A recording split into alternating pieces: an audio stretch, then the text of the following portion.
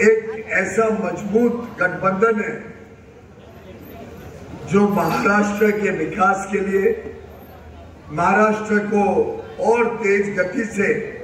आगे लेके जाने के लिए, महाराष्ट्र में एक अच्छा शासन जो हमारे पार्टी के सिद्धांत हैं, तीनों चारों पार्टी के सिद्धांत को लेकर महाराष्ट्र में एक विकास से प्रेरित सरकार देने का काम कर रही है और तेजी से प्रगति कर रहा है। उसमें महाराष्ट्र का भी योगदान हो।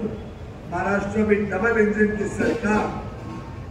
महाराष्ट्र में उतनी तेज गति से प्रगति हो जो देश भर में आज अनुभव किया जा रहा है। ऐसा ये गठबंधन लोकसभा चुनाव में शानदार प्रदर्शन करने के लिए उतरा है और इस महायुति को और मजबूत बनाएंगे। और आप सबसे मेरा अनुरोध है कि आगे आने वाले 20 मई को हम सब मिलके एक एक वोटर को, किसी भी पार्टी का समर्थक हो जो प्रधानमंत्री नरेंद्र मोदी जी के नेतृत्व में अपना विश्वास रखते हैं, ऐसे एक एक वोटर को हम निकालें, उनका वोट डलवाएं। और आरपीआय तो त्यांच्या नेतृत्वात येणाऱ्या काळात उत्तर मुंबईत पहिल्यापेक्षा अधिक जोमाने विकासाच्या दिशेने पुढची वाटचाल करेल आणि गेले 10 वर्ष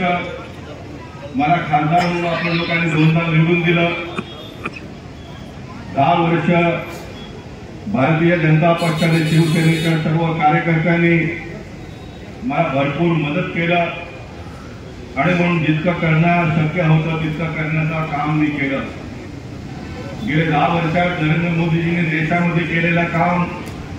या देशातल्या लोकांना गौरव वाटेल तितकंच नव्हे तर संपूर्ण जगाला हेवा वाटेल अशा प्रकारचं काम नरेंद्र मोदीजींनी केलं आहे। कानून के बारे में मेरे से ज्यादा माननीय पीयूष जी और माननीय गोपाल जी बताएंगे, लेकिन माननीय मोदी जी ने पूरे भारतवर्ष के, महाराष्ट्र के, मुंबई के उपनगर के हर तबके का काम किसी ने किया होगा तो वो माननीय मोदी जी के सरकार ने ये 10 वर्ष में किया है। जो मेट्रो का उपयोग हम हमेशा करते हैं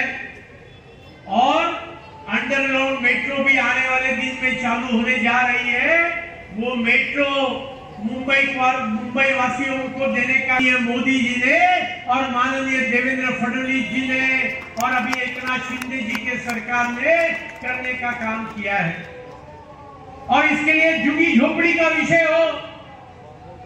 बिल्डिंग में रहने वाले middle class, lower middle class का विषय हो, व्यापारियों का विषय हो, महिलाओं का विषय हो, हर सेक्टर में काम करने का माननीय मोदी जी ने 10 वर्ष में काम करके दिखाने का काम माननीय मोदी जी ने किया है। या देशाचे केंद्रीय मंत्री पीयूष जी गोयल साहेब 2009 पासून ज्यांच्याबरोबर विधानसभेमध्ये मी काम केलं ते आमचे, त्यानंतर त्यांची बढती या लोकसभेचे खासदार म्हणून झाली असे आमचे सहकारी गोपाळ शेट्टीजी, राष्ट्रवादीचे ते या लोकसभेचे उमेदवार म्हणून या ठिकाणी आपल्याला भारतीय जनता पार्टीतर्फे नरेंद्र मोदी साहेबांनी दिलाय। आपण नेहमी म्हणतो खासदार कशासाठी, तर गटर वॉटर मीटर साठी हा खासदार नसतो, तर खऱ्या अर्थानं या देशाच्या संसदेमध्ये आवाज उठवण्यासाठी त्या ठिकाणी आपण खासदार निवडून देतो।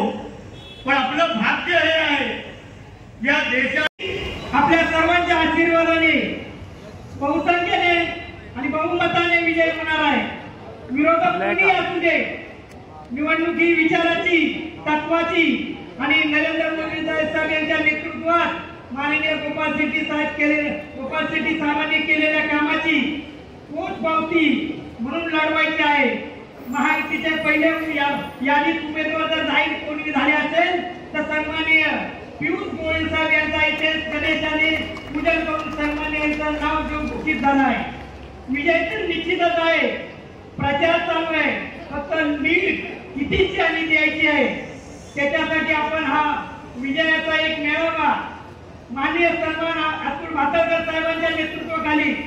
हे चांगल्या प्रकारे कांदोली विधानसभेमध्ये गेल्या वेळेस आपण 83,000ची लीड दिली होती गोपाळ शेट्टी साहेबांना, पण यावेळी हा निश्चित विजय बहुसंख्य आणि एवढ्या मोठ्या संख्येने आपण या कांदोली विधानसभेतून विजय घोषित करणार आहे. आणि मला सांगायला अभिमान वाटतो, पूर्ण आपल्या कांदोली विधानसभेत सर्व पदाधिकारी सर्व माता बहिणी बहुसंख्येने उपस्थित आहेत. माननीय आमदार अतुल भातकर साहेबांचं काम पूर्ण कांदोली विधानसभेने पाहिलेलं आहे. आपण शिवसेना भारतीय जनता पार्टी महायुतीच्या युतीमध्ये सन्माननीय एकनाथ शिंदे साहेबांचं काम आणि मला स्वतःला देखील अभिमान वाटतो की असे महाराष्ट्राचे लाडके मुख्यमंत्री एकनाथ शिंदे